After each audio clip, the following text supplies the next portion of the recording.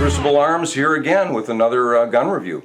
This one we're going to do a little differently. I want you to tell me what it is about these three pistols, what they have in common. Glock 27, Ruger LC9, Taurus PT709 Slim. They're all carry pistols. What's interesting is, as most of you know, the Glock, and again, all these are safety checks, the mags are out, you know, and I've done all of the safety checks here. Let's call, for all intents and purposes, let's call this a Glock 26. It's exactly the same form factor. There's no difference other than the caliber, but let's assume these are all 9mm. This, for years and years, has been the gold standard in carry pistol. It's called the Baby Glock, and it is the subcompact that Glock offers. Well, a lot of people have caught up in the meantime. There aren't just one or two different options in terms of carry anymore. Most of you know that. But as good a gun as this is, and this is my everyday carry, there are options. And there's some really good options out there that I'm taking a look at and are starting to affect my way of looking at how I want to carry.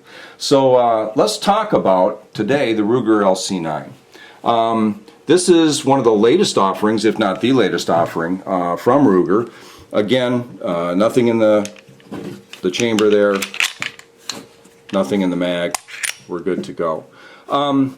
Single stack, 7 + 1 in the pipe, which gives it a very thin form factor. Again, if you compare that against the Glock, that's a huge difference in width. So when it comes to carry, there's a lot of things you have to consider, and you know, that's going to be weight, it's going to be size or form factor, and that includes the width. And width becomes one of the most important things in my mind when it comes to carry. Didn't necessarily believe that when I first started carrying, but I've carried a number of different pistols, and believe me, a few ounces, a couple of inches, and specifically the width of a firearm matters a whole lot in terms of the comfort of the carry. And if it's not comfortable, I've got news for you, you're not going to carry it. So this is a handgun that I've come across that really fits the bill in many regards in terms of a good carry piece. Again, it's one of the latest offerings by Ruger. It comes with one magazine, 7 in the mag, it's a 9mm, and then 1 in the pipe. So for a total of 8. Which again, for a single stack, that's not bad. You know, the Glock holds 10, so you're giving up, you know, 3 rounds in the magazine between the two pistols. This is a dual action only pistol. It is a hammer fire pistol, so when it's racked and ready to go, you've got a very long, slow trigger pull. Why did I say slow? It's not slow, but a long trigger pull. And again, that's for safety. If you're going to be keeping this on an in-the-waistband holster, or you're in a situation where you're going to need to use this pistol, you want to make sure that you're going to fire it. You don't want to accidentally have it go off anywhere other than exactly at the perpetrator that you're pointing it to, in the unlikely event that that should happen. So again, dual action. It is a very, very smooth trigger pull, and very repeatable. It's very crisp, breaks in the same place every time. But there's people that aren't necessarily going to be wild about that. Again, it's not a Glock trigger, so you don't stage it necessarily, but if you're going to stage this one, you're going to stage it here, and then you're going to pull through. And it does break fairly far back. A nice big trigger guard though, so that if you wear gloves, you know, during the winter here in Minnesota, we wear gloves, you're going to be able to get your finger in there without any problems. Number of safety features on this gun. Some people are into them. Some people think it's just you know, a California conspiracy. I think they're both true. You know, Ruger did not want to have to make a bunch of different variations of this, so you know, because it's under 10, they don't have to worry about the mag capacity limitations in California. But what they did do is it does have a thumb safety.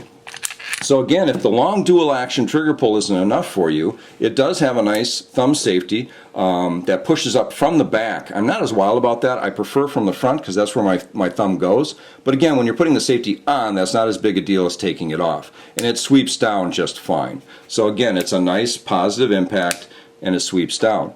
But if you're going to carry this pistol, you're going to have to, and you're going to carry it in a locked position, you're going to have to know you've got one extra thing you have to do when you draw. And that's something you're going to have to practice with. You're going to have to go to the range and make sure that you practice drawing this pistol and taking the safety off. Otherwise, you're going to be in a, you know, you know what type of situation you're going to be in. It's not going to be good. And again, long dual action trigger pull. So I would carry this with the thumb safety off. I am just not a big thumb safety fan. I don't believe that they're all that necessary. Again, especially with a dual action trigger like this one and the amount of length you have to pull to get it to engage. I don't see the necessity for it. Some of the other safety features, and again, depending on what you think, some people are okay with this, others aren't. But in the event that the mag does get released, the pistol will not fire. It absolutely will not. So if you've racked one into the chamber and you drop the mag, or you're in an exciting situation and you get all flustered and you drop that mag, your pistol's not going to fire. Now, on the other hand, a lot of law enforcement, again, you'll find law enforcement that hates that and law enforcement that loves it. But one of the things that they'll say is, all right, in the event that someone is struggling for your gun, you get into an up-close confrontation, somebody's going after it, all you have to do is drop the mag, and even if they get the gun away from you, they can't use it against you. Whereas if it doesn't have the magazine disconnect, obviously, even though this comes out, they can still fire the round that's in the chamber. That's up to you. I mean, I don't have a real strong feeling about it either way. Another safety feature that this particular handgun has, it does have a key lock. So it comes with a key so that if you want to store it, you can turn that lock, and again, the trigger will not fire. It will not pull. So it does have a number of different safety features that some people are going to like, others aren't. It also has a loaded chamber indicator, so that's going to pop up when you've got a round in the chamber.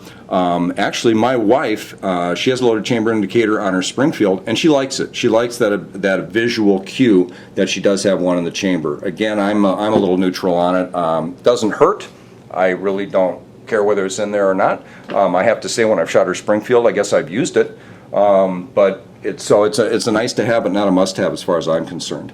Really, really nice sights. Good 3-dot sights and adjustable. They're adjustable both front and rear. So you can get a really nice sight picture with this gun. So it's a decent, range gun as well. It's got good pop to it. It is a 9mm. It's a fairly light handgun. This handgun's coming in at 17 ounces, actually 17.1 empty. So it is going to have some pretty good jump to it, and you're going to have to hang on to it, and especially as a single stack. However, you should be practicing with whatever firearm you plan on carrying regularly. In fact, you should practice with all of your firearms, whether you're using it for home defense, or whether you're using it for carry, or you're just using it for good target practice. You're going to want to get very good. You're going to want to get good at the different triggers on the different pistols. You're going to want to get used to the different weights, the different grips, and there's no reason you can't shoot any handgun well as long as you practice with it. I get into a lot of people will talk to me about, I don't like long trigger pulls, or the Glock trigger is the only one for me. I'll be honest with you, I've met very, very few quote-unquote bad triggers. They're all just different, and you have to get used to them, and it's whatever you get used to shooting. And if you're going to carry this, you're going to have to get used to shooting it. Trigger pull is going to be one of them, weight's going to be another, the muzzle flip is going to be another. Those are all the things you're going to have to get used to, and you're only going to be able to do it through practice. So it does have some stuff to hang on to. You've got some nice stippling up front, you've got good grip here, you've got a thumb memory here to keep that from getting out of range, and for keeping it above the magazine release. Magazine release, in my opinion, is a really nice length. It's not overly long, it's not too short, and I haven't had any problems with hitting it. But again, you have to practice with the gun before you're going to know whether you hit it or not. Do you like that loud bang every time I drop the magazine? Do you like that? Okay, I'll see if I can't do some more of that for you. So let's talk a little bit about what the Ruger LC9 comes with. You get the firearm, of course. You do get one 7-round magazine, as we mentioned before. One of the things that's nice about this magazine, it does have the extended grip, so if you want to use 3 fingers, you can. And I've got probably medium-sized hands, so if you like that extra grip, you've got it. I am more or less a 2-finger shooter, so it's not a big deal to me. And if you are, they've got a base plate, so you can swap that out and go with 2 fingers, which of course also gives it a flatter form factor for carry. Again, you're not going to have this extra sticking out when you're carrying it in the waistband or outside the waistband. If you notice on the Glock, what we have there is simply a 2-finger grip, and again, I like it. I've also got a grip on here. I love a grips. You know, there's a number of different people that make grips for these, you know, Pierce and all the others, but I do like the a grip for this particular gun because it's got some good jump. And again, this is a 27, so it's a 40 cal, so this does have some pretty good leap to it. However, it's a heavier gun, so it does, it's reasonable as far as I'm concerned. It's nothing I can't handle. But I am used to a 2-finger grip, but I know a lot of people, when they do a carry arm, they are going to want that 3 fingers, and you do have the ability to do that here, along with the base plate. You do get a soft bag with it, that comes along with it, and then you also get a key. Now the difference is you're going to have to hang on to this one because we're going to take this down, and in order to take it down you are going to need this key. It comes with 2, so you're going to want to put one in a very, very safe place and then the other one you know, in the kind of safe place, because if this goes you're going to have to get another one. I wouldn't think it'd be too hard to replicate this, but this key actually serves 2 purposes. One is, as we mentioned before, the ability to lock the gun if you want to do that for storage. And it does have a little hole inside there, so it is proprietary. And then the second, like I say, is to take the gun down. So let's do that. So now we're going to take it down. Not my favorite takedown procedure, but you know, it works okay. Drop the mag. It's got a little lever here, and you got to pull that down like that. Okay, and that exposes that pin there. Then you want to pull the slide back just a little bit to line that up with the hole. Then you're going to take that takedown pin, you're going to come on this side, and you see that little metal tang there? You want to get above that with this key lock, and then you just push it out. Once you push it out, slides right off, works just like a Glock. So 2 things you're not going to want to lose. You're not going to want to lose the key, and you're not going to want to lose the pin. So again, is it an ideal takedown? No, not really, but again, for the type of pistol that you have, the cost of the pistol, it's not a bad deal. Otherwise, comes apart just like a Glock. Recoil spring, barrel, okay? 9mm, you know, everything in here is very simple, very clean, not a lot of nooks and crannies where you're going to get stuff stuck. So a fairly simple takedown on this, and again, very Glock-like. Very well made. That's one of the things that I am impressed. It doesn't feel like a small little, you know, cheap pistol. It's not. You know, you're going to see this retail for about, or not retail, but you'll probably get it on the street for about $350. You know, that's a good price. That's a real good price for a self-defense weapon of this caliber. And like I say, it's really, really built well. I'm very, very pleased with it. Feels solid in your hand. Doesn't feel cheap at all. Feels like you're getting your money's worth. So that's the take down the field strip, and then to get it back in, again, just line everything up, drop the pin back in, close that housing or that little switch, and you're good to go. You're back in business. Again, won't pull because it's got the mag safety. But there you go. Again, the Ruger LC9, in my opinion, I'm strongly considering swapping my carry. Right now I do carry the Glock 27. It is a 40 cal. I do like the 40 caliber round overall for self-defense, but there's absolutely nothing wrong with the 9mm, and a lot of people try and tell you different, but in my opinion there isn't. The nice slim form factor, the fact that it is lighter, it's not a heck of a lot lighter, but you know, there is a difference between, you know, 17 ounces and 20 ounces, and if you don't think so, just carry for a while and you'll know.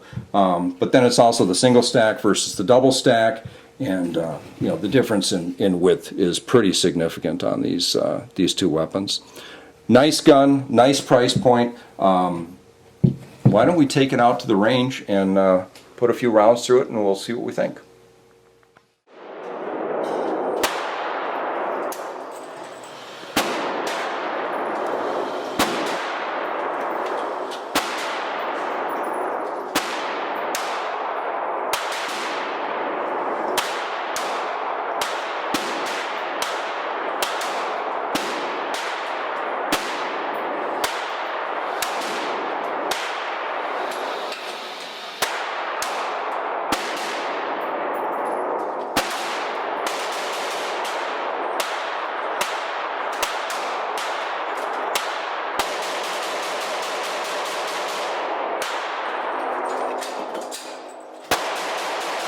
got a smaller bullet.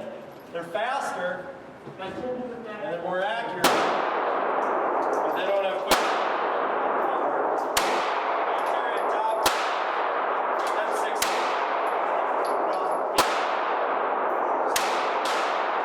Carry more ammunition.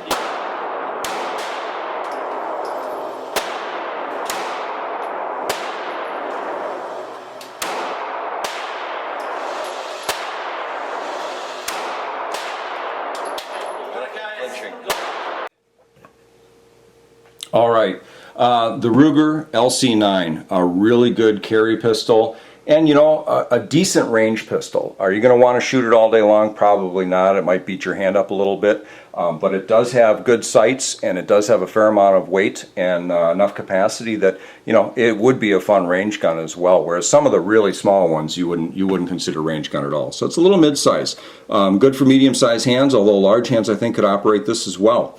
A good overall pistol. I really like what Ruger's done. I think they're coming out with some really good product over the last year or two. And if you're looking for a carry/range piece, the LC9 I think should be at the top of your list of firearms to take a look at. So again, thanks for stopping by Crucible Arms. We appreciate your watching our videos and hope that they're helpful to you. And we'll see you the next time.